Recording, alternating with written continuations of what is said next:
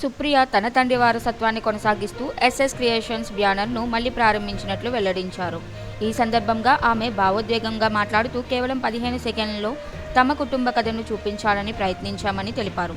తండ్రి స్వరపరిచిన సంగీతాన్ని ఉపయోగిస్తూ ముందు తాతగారు దారి చూపిస్తుండగా ఆయన వెంట తండ్రి, తమిద్దరూ కలిసి ఆ ప్రయాణాన్ని కొనసాగిస్తున్న భావాన్ని ప్రతిబింబించామని చెప్పారు.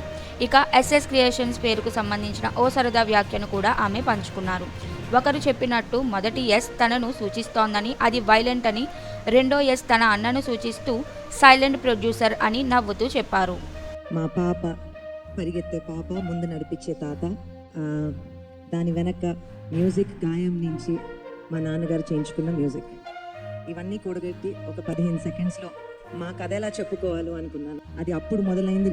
సినిమా ఎలా 2 ఏళ్ళు పట్టిందో అలానే లోగో కూడా నిన్న రాత్రే ఫైనల్ చేసుకున్నాను. దీంట్లో ఎస్ఎస్ క్రియేషన్స్ అంటే ఒక వైలెంట్ ఎస్, ఒక సైలెంట్ ఎస్ అని మొన్న ఎవరో జోక్ చేశారు. నేను వైలెంట్ అంట. సో ఈ సినిమాకి సైలెంట్గా ప్రొడ్యూస్ చేసి బ్యాక్ బోన్గా నిలిచిన మా అన్నయ్యని రమ్మంటున్నానండి. సుమంత్ గారు